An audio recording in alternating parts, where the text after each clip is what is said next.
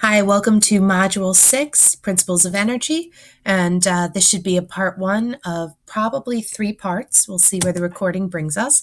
We're going to be talking about solar energy uses, and we're going to start by talking about passive solar systems, so systems that are utilizing radiation of sunlight, but specifically in the forms of non-electrical use or non-electrical production. And then in the next part, we're going to talk about producing energy, trying to make electricity, or in an active system. So we're going to start passive solar, and then we're going to move to active solar. So one of the characteristics of solar energy is that it's incredibly abundant. And other than when our Earth spinning moves out of the circle of illumination, for the most part, we have a solar constant of 429 BTUs per foot squared per hour, which means that we have 10,296 BTUs per foot squared per day on average. And this is a world average, which means areas near the equator has a higher number. Areas very, very far north, near the poles, obviously a lower number. In specific areas, part of the year, they don't even see sunlight, right? If we're past the Arctic and Antarctic circles. One of the terms you'll run into is incoming solar radiation or insolation, not insolation, insolation. And this is referring to the sunlight specifically that makes it through the atmosphere down to the surface of the Earth.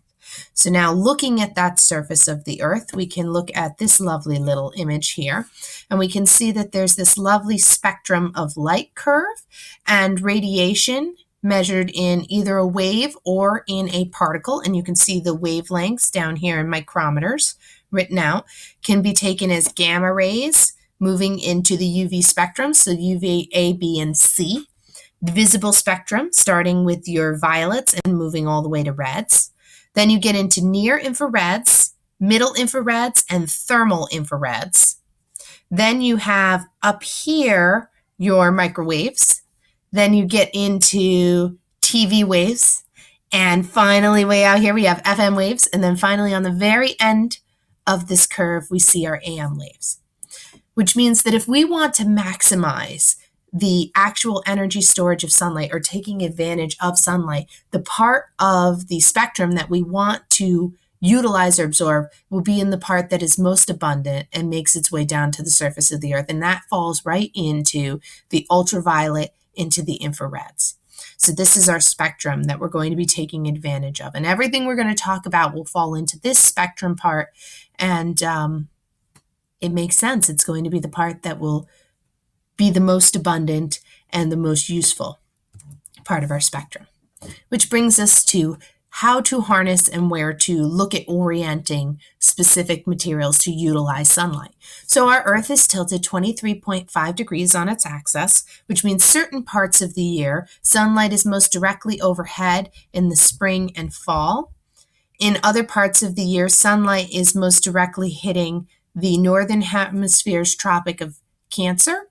And in other parts of the year, it is most directly hitting at 90 degrees the southern hemisphere's Tropic of Capricorn.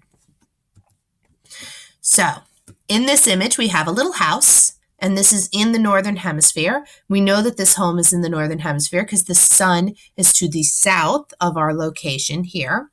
And we can see that based on certain points of the year, the angle of sunlight will be higher in the sky from our perspective.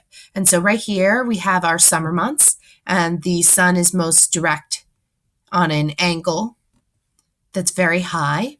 Here we have our fall and our spring months, and we can see the sunlight is centered. And then finally, in the lowest points from our perspective in the sky is our winter months. Now, if you're going to maximize sunlight, especially for passive solar, where I'm taking advantage of the thermal capacities of the sun, I'm going to want to maximize sunlight in my winter months and minimize it in our summer months. So when we talk about passive solar structures and orientations, that's what we're talking about.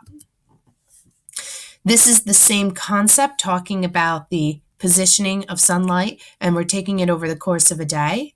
Right? So they're showing you. And then once again, you can see that in our January or winter months, we have a minimum amount of daylight hours. So we really have to maximize our sunlight while we have it available. This table just shows us different cities, times of year, and the amount of heat capacity and latitudinal degrees that we can actually take advantage of in our sky. So possible uses of solar energy, it's about 2,000 times more abundant than coal, which means that it's an incredibly viable option. Right now, based on current technology, opportunities in locations with about 1/3 of all heating energy needs can be taken care of by sunlight. And this is with current technology. I don't have to do anything fancy or funky. I can just take advantage of what I have available. Variation throughout the year from the day can prove 0 to 330 BTUs per foot square per hour. And this is based on a Valhalla location. This brings me to when we're talking solar energy, it really has the capacity to sustain our energy needs if we could solve one problem, and that is the ability to store that energy. So what we're talking about is batteries. The technology is there to convert. We can take sunlight and we can make it into electricity. But once we have that electricity, we have to store it. And batteries are the tough part. But we're working on it and the technology is getting there. And who knows, maybe in a year or two from now, I will re-record this video and I'll be able to say, we have answered the battery problem. And now we're just, moving forward with this technology. But it's there and the capacity is there. And it's very viable. Which brings us to starting to talk about these passive systems. So this is a solar desalinization system. One of the biggest problems that we're looking towards in the future will be the ability to create clean water in locations that are either polluted or dirty or salty. So trying to create clean, fresh water. And one of the ways that we could do it is in a passive solar capacity, one where I have no electrical hooked up to it and I can just use the sunlight to take advantage. And so this is a simple passive solar system where I'm working on just containing the water down below using evaporation where I'm changing phase, right? We just talked about that in module 4. So I'm changing phase and I'm allowing that phase to change. It hits the glass surface, it recondenses on the surface, and then it'll drip down into this little trough structure that allows me to catch the purified water, leaving behind the contaminant or salt and utilizing UV and visible spectrum light as a thermal capacity to actually change phase and clean the water. Here's another example of a concept of solar desalinization. Once again, I'm utilizing phase change, passive solar, no active system here.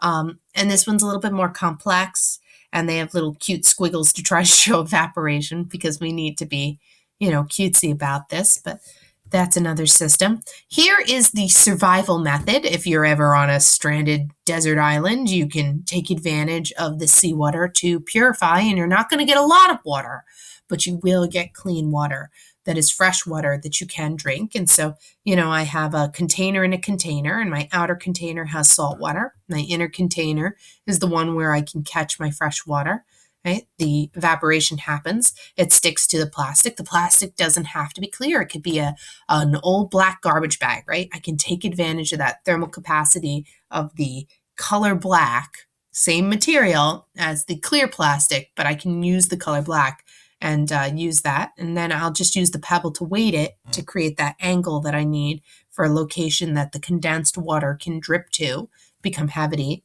and have gravity drag it down into the cup.